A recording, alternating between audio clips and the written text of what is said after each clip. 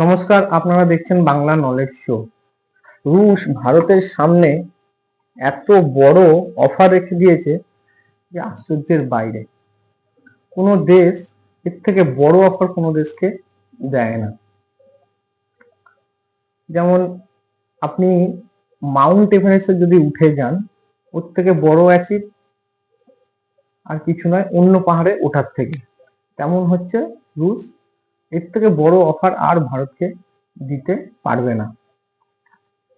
বিশাল বড় অফার রেখে দিয়েছেন রুশ ভারতের সামনে। আপনারা জানেন SU-57 এর আগেও ভারতকে অফার করেছিল রুশ। আরো নানান রকম অনেক কিছু অস্ত্র অফার করেছিল, কিন্তু ভারত সাড়া দেয়নি। এবারেও আবার রুশ SU-57 অফার করেছে, এবং SU-57 এর সাথে ওখতনিক বলে একটা UCAV অফার করেছে। ওখতনিক ইউসিএভিটা কি জিনিস? এটা একটা ড্রোন, স্টেলথ ড্রোন। সেটাও ভারতকে টেকনোলজি দেবে, এবং SU-57 যে অফার করেছে তার পুরো টেকনোলজি ভারতকে দেবে, এবং ভারতেই ম্যানুফ্যাকচারিং হবে। এই দুটোই, ওখতনিক যে ড্রোনটা আছে সেটাও এবং SU-57 দুটোই। এর সাথেও স্পেশাল অফার দিয়েছে, S-400 ভারতে বানাবে এবং ভারতেই ম্যানুফ্যাকচারিং হবে। এত কিছু অফার দেওয়ার পরও আপনারা জানেন, ভিডিও করেছি আমি, ভারত কোনো সাড়া রুশকে দেয়নি। কারণ কারণ আপনারা দেখবেন, ওই ইউক্রেন আর রাশিয়ার যে যুদ্ধ হচ্ছে, সেখানে কিন্তু রাশিয়া ওখতনিক যে ড্রোনটা যেটা ভারতকে অফার করেছে দেওয়ার জন্য, সেখানে কিন্তু ওটাকে ঠিক মতন ব্যবহার করেনি। কারণ সামান্য কিছু টেকনোলজি প্রবলেমের জন্য। সেই কারণে ভারতও এগোচ্ছে না এই SU-57 বা ওখতনিক ড্রোন নেওয়ার জন্য। দুটোই কিন্তু স্টেলথ আর খুব খতরনাক। জাস্ট সামান্য কিছু প্রবলেমের জন্য ভারত এগোচ্ছে না। কি সমস্যা যে ভারত এটার কোনো কথা বাড়াচ্ছে না? সমস্যা হচ্ছে SU-57 আর ওখতনিকের ইঞ্জিন।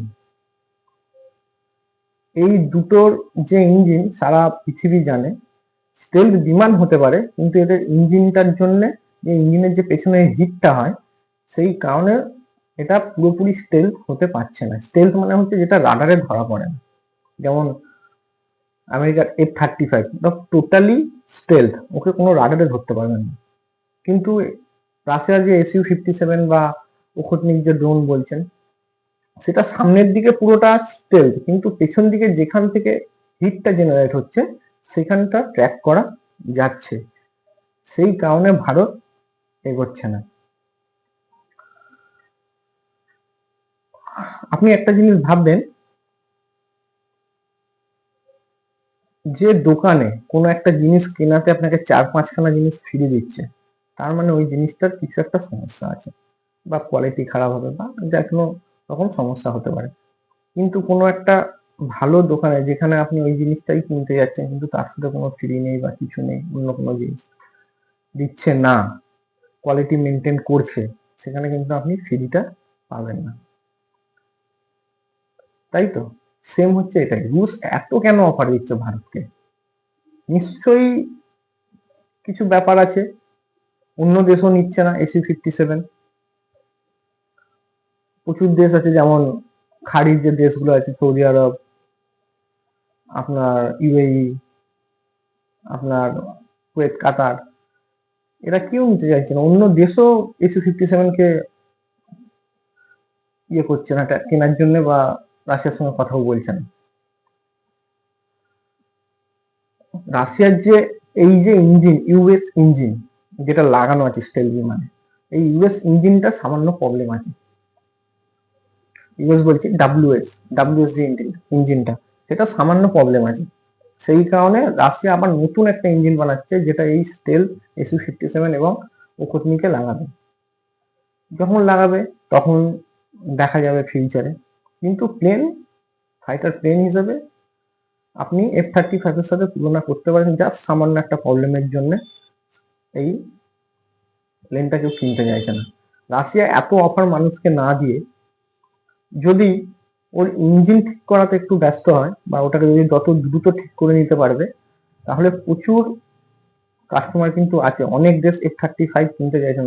এই আমেরিকার যে F-35 খুবই কস্টলি এবং টোটালি স্টেলথ, কিন্তু অনেক দেশ কিনতে চাইছেন। আপনি তো ডোনাল্ড ট্রাম্পের এখন যে নতুন সবাইকে সব দেশের উপর ট্যারিফ লাগিয়ে দিচ্ছে, সেই সব দেশগুলোর আমেরিকার উপর রেগে আছে।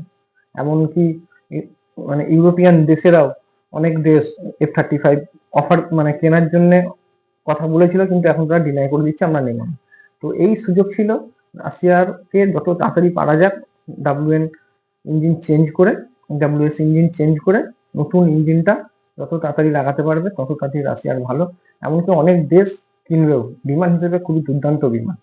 নমস্কার, বন্দে মাতরম।